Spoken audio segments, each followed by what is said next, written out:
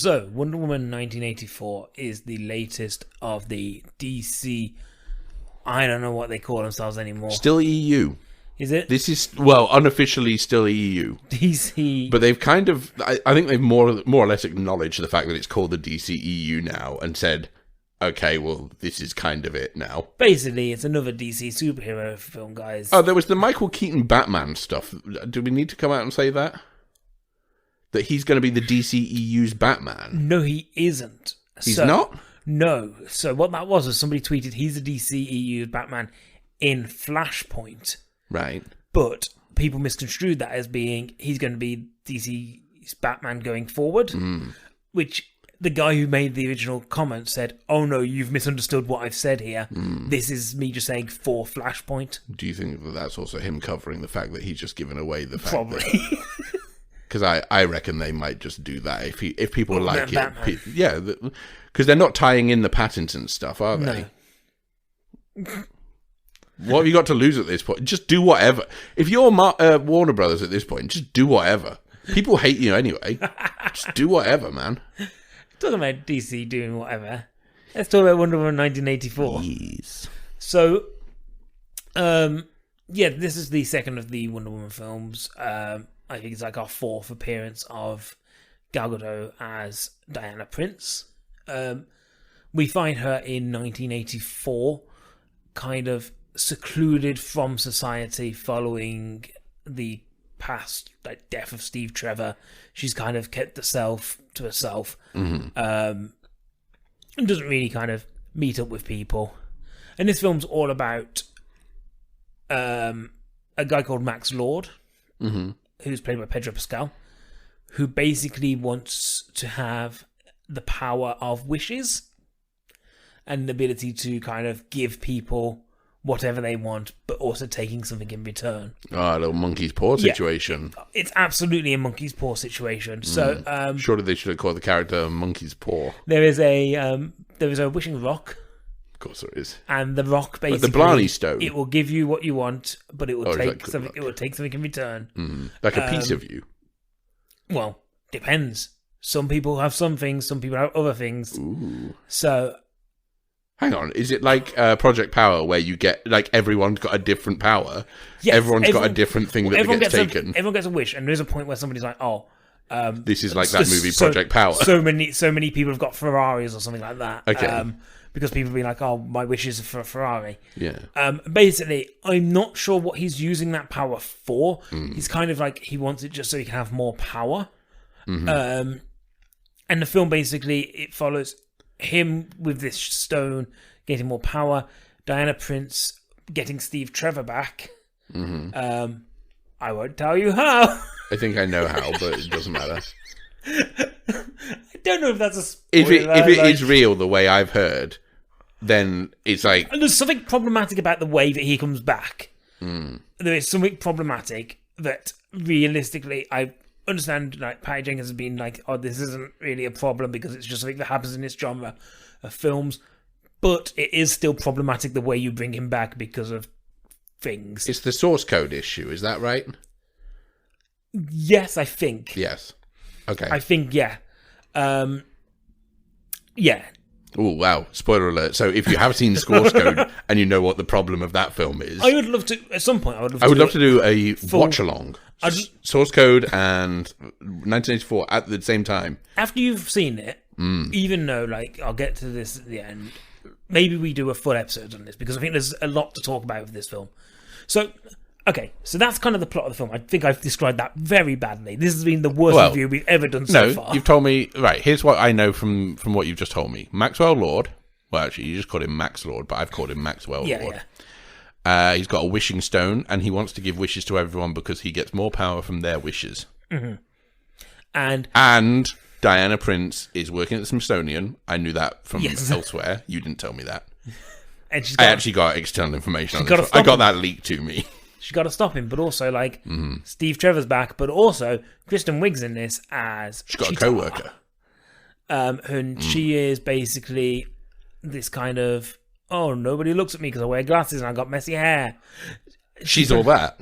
she's playing Jamie Foxx as Electro sort of thing, like this kind of I'm a klutz and I've got frizzy hair and men don't even look in my direction because I'm a little bit clumsy. That was his issue as well. Like, men don't look in his direction. You know, in her first scene, she's dropping papers all over the floor and nobody's helping her. But you know, suddenly she gets more confident and better, you know, because of superpowers. And then... and maybe she's going to be also a problem for Diana Prince. And maybe there's just too many threads in this film for all of these characters to get justice. Now, League. I think the start of this film is okay. Yes. Like, there's Fimascara stuff at the beginning, which is nice. But also has no real connection apart from a really ham-fisted kind of moral message towards the end of the film. But it is... Like I said, it looks great because it's really great seeing that Fimascara stuff. It was some of the best stuff in Wonder Woman. It still looks great. But also, it could have been cut. And for a film that is 2.5 hours long and feels 2.5 hours long, but also feels like it's not long enough to give justice to everything in it, this is a problem. Like, you can just get rid of it. It then goes to a scene within a shopping centre right at the beginning. Okay. And I was watching it and I was like, this reminds me of Donna's Superman. Like, it is campy. It is kind of breezy. It's kind of fun, but at times eye-rolling. But I feel that's kind of the line you kind of walk when you're doing that sort of idealistic sort of But when your universe has been trying to distance itself from that kind of superheroism... Like, there's a point where... does that fit? There was a point... Where, or do you blame it entirely on the 1980s angle? So I'll get onto that in a second. Well, this is going to be the longest review you've ever done. There was a point where she pushes a man... She saves a kid. Yes. She turns and winks to that child, who winks back at her. Great, I love it. And then she pushes a man from a drum, but he gets caught up in the wheel ring of the drum, and spins in it like one of those gyroscope rides at a theme park. And I was like, this is really weird. Like, it's kind of fun, but it's really weird. Like, tonally, it is strange from what I've seen in this universe so far. Of all of the other movies, this seems kind of really out of place.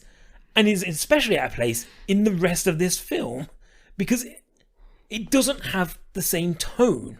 It has these moments that are really campy and really silly. And sometimes the CGI doesn't hold up to support that.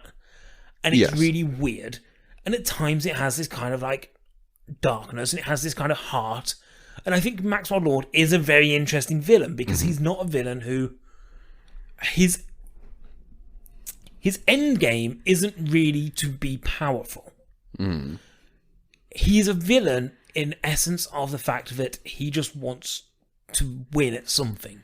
Like, it's almost a sympathetic character of being like, this is somebody who has had many years of his life being downtrodden and just wants to have a win.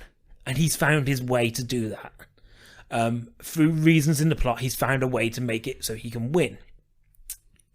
In a weird way, it's almost like Sandler and Uncut Gems. Of just being like, you kind of go, I want this guy to win something because it's obvious that he's not had that. And he's tried so much and it's just not worked for him. But it's not that he's a bad guy. In Maxwell Lord's case, it's that he's just kind of desperate now. And, you know, he's got a kid who he just wants to be a good dad to. And I think that's an interesting twist on the villain formula. But at the same time, the film does stuff that is just stupid. Like, really stupid. And the ending of this film makes no sense because it wouldn't work. So the way everything is rectified wouldn't work. Because when you think about it for 2 minutes longer than what the film gives you, you go, no, I don't think that's kind of how this works. The 80s aspect, yes, I have no idea why it's 80s. Like, does it have 80s music? I think it has one song at the beginning. The rest of the score is just generic superhero fare, and it isn't actually that great, and it even steals music from better films that are so recognisable it takes you out of the movie. But it doesn't seem like it needs to be in the 80s. It's almost there as if to go, we need to bring Steve Trevor back. But also, didn't the Fish Out Award thing work really well with Diana in the first one? What if we did that in reverse? And that seems to be the only reason it's here. There's inconsistencies in the character of... It's almost like the people who wrote this film haven't seen Batman vs. Superman or Justice League. Right. Because there are inconsistencies in what she can do now in comparison to what she can do then. Mm-hmm. The film for me it's a mess. Yeah. Like, it's really messy, it's inconsistent, it's unclear, it has too much going on but doesn't focus enough time on the stuff that's interesting or stuff that you really need as an audience member. I think Gal Gadot is still great as Wonder Woman at times. At times, it's almost like they're pushing her too far in going, okay, we need you to do this now, and it's almost like that's just not there. Yeah. Like, some of the emotional beats do hit kind of dull notes. Okay. Chris Pine is great. I really like Chris Pine. I think I just like him. But it does seem like this is just Chris Pine on kind of goofy mode a little bit. A bit like his Captain Kirk. Yeah. Where it's just it seems like an easy role for him to be able to play. Just like, oh, he's a bit of a goofball, but also he's kind of good at what he does. Overall, I don't really like this film. Okay. I think it just misses in a lot of beats. And I do think that if it had committed one way or the other to a tone, maybe it would have worked better. If it did go for the whole thing of being this Donna like tone of this kind of cheesy, campy kind of thing, maybe it would have worked better because it would have been consistent at least. Yeah. But I do think it misses a lot of what the previous one had, and it kind of... I didn't enjoy it. It is long. And like I said to you when I was watching it, I think you will hate this movie. Like, and it's not often I get to say that to you. Normally it's the other way round. But I don't think you will enjoy it. Because I think it's got all of the worst hallmarks of superhero films that you don't like. Okay, I can't wait. It sounds great. It's a would not recommend. Like, there'll be people who probably love it. And yet you also want to do a full episode on it. Because there's a lot of stuff that are spoilers that I would love to talk to you about. Yeah, there's a lot to say. Themyscira sounds like a skincare range.